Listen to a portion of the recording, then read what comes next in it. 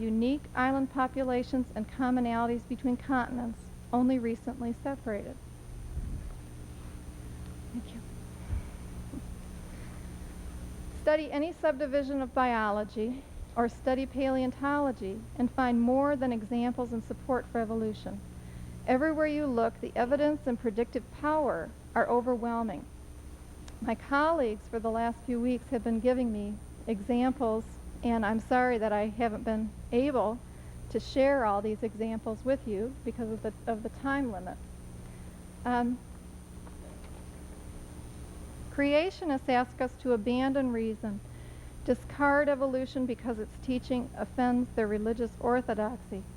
Christian scientists are offended by germ theory. Should we abandon our teaching of the immune system and our reaction to infectious agents? Historically, alchemists believed they could convert any element to any other element. Do they deserve equal time in our chemistry classes? I believe this is not a debate between creation and evolution, but between creation and modern science, because evolution is supported by all of the modern sciences. I ask you to accept evolution as a reasonable explanation of biological diversity. As Charles Darwin said, there is grandeur in this view of life, with its several powers, having been originally breathed into a few forms or into one, and that while this planet has gone cycling on according to the fixed law of gravity, from so simple a beginning, endless forms most beautiful and most wonderful have been and are being evolved. Thank you.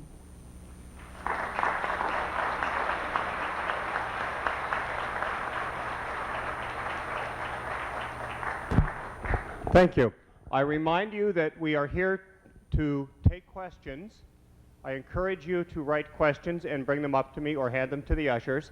I'm told there was a shortage of forms. It's fine with me if you use a piece of notebook paper or anything else you've got. Please just make it legible. I encourage questions because the whole purpose of this is to encourage the discussion. Okay? Dr. Hoban.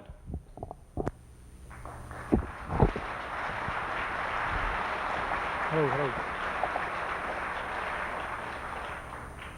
All right, is this one on? Can you hear me back there? No, I got the switch on here. Get it in closer, okay. Appreciate you coming tonight. I'm from Pensacola, Florida, where it's a little warmer than it is out here. About froze to death when I got off the airplane. I believe this subject of creation evolution is a far cry from a dead horse. Some have wished it would die and get buried so they could go on and live their lifestyle the way they like without a God. I believe is one of the major motivating factors for the rapid acceptance of the theory of evolution in the 1800s in the midst of the Industrial Revolution. But it's certainly not a dead horse. There's a very rapidly growing movement of creation scientists, men with extremely great academic credentials who will say, we strongly believe in creation. There are still many thousands of scientists who do believe this Earth is young, less than 10,000 years old, and that it did not and could not have evolved, even if it was billions of years old. It simply could not have happened. I would challenge you to read the quote book. I have several copies here you can come take a look at. 130 quotes by evolutionists, leading brand name evolutionists who are saying, look, we have no proof. Sorry, you know. She quoted each of the different brands of science, the biology, earth science, physical science, taxonomy, etc., as giving evidence for evolution.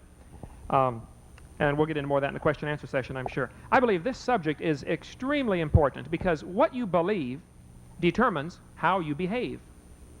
It settles your worldview, as we call it, and there are basically only two options. Either this world created itself or somebody else created it.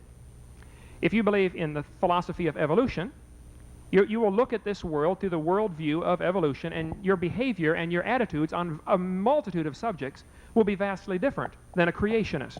For instance, people divide on the question of creation and evolution down the same lines and into the same camps that they divide on the question of abortion and euthanasia and pornography. If there is a God that we have to be responsible to, then it throws a different light on your attitude and your behavior in a number of extremely important subjects.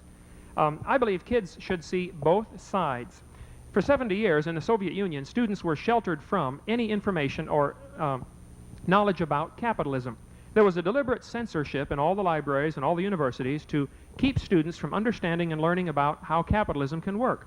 Students were not taught in the Soviet Union how to develop their own business, how to be successful in business, how to make money. They were not taught that. That was taboo. And now that they have a little freedom over there, they don't know what to do with it because they haven't been given the information. The students did not see both sides fairly in an academic situation. Students today are not being presented both sides fairly, the evidence against evolution, the evidence for creation, which I strongly believe in. I taught high school science 15 years and now travel and speak on this subject, generally in churches and schools. I do a lot of university and college seminars and debates and things on this topic because I think it's extremely important for the welfare of our society that students see both sides. It is a religious question. Evolution is a religious belief. They defend it with religious zeal. There is no scientific empirical evidence to back it up. There are many who strongly believe in it. I strongly believe in creation, though I was raised to believe in evolution. I believe this is a religious question, and it's not going to be settled. It's a belief that some people choose to have. If you go ahead and flip my slides on, let me run through just a couple of things quickly. One of the main ingredients that evolution depends upon and must have is lots of time, billions of years. If it could be shown that the world is not billions of years old, the argument would be over in the first round.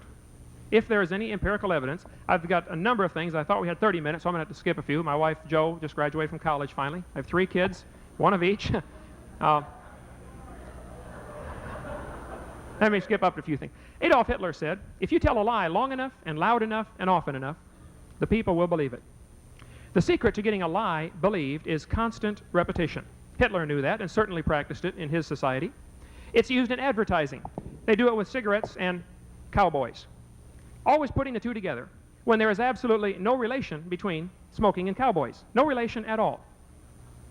You don't have to smoke to be a cowboy, and all cowboys don't smoke, and if you smoke, you don't become a cowboy. There is no connection. But by constantly pounding away with that type of advertising, people subconsciously start to think, man, if you're going to be a cowboy, you got to smoke Marlboro. It's an advertising technique, and it's very effective. The same is done with sports and alcohol. Budweiser, and football, for instance. There's no connection between alcohol and sports. No connection at all. It's the opposite of what an athlete needs. You want your quarterback full of beer when he's out there calling the plays? There is no connection. But they have successfully sold the idea that somehow, if you go to a sporting event, you got to drink. If you're going to be an athlete, you got to drink. When actually, it's the opposite of what any athlete needs. They are polar opposites. That is exactly what has been done in the teaching of science. For the last 30 years especially, and I have an extensive collection, probably nearly all of the public high school science textbooks from all the major publishers and many of the grade school textbooks. Here's the way it's done. This is a first grade textbook from Merrill Science. Let me focus a little bit. A first grade textbook, picture of a dinosaur, and it says, Earth has changed much since its formation 4.5 billion years ago. The students are taught when they're in first grade, the world is 4.5 billion years old. They teach them again in second grade. Since its formation 4.5 billion years ago, Earth has changed. Life, too, has evolved on Earth. First and second graders believe everything you tell them. You tell a kid that in kindergarten, first grade, second grade, third grade, you keep repeating the lie over and over and over, and he's going to believe it just because that's all he's heard all of his life. It doesn't make it true, but it becomes true by virtue of repetition. And science has a long history of constantly repeating for centuries something that is not true. I love science. I am not against science. And this is not religion versus science. This is religion versus religion because evolution is a religion, not a science, as we'll demonstrate in a minute. For years, they taught that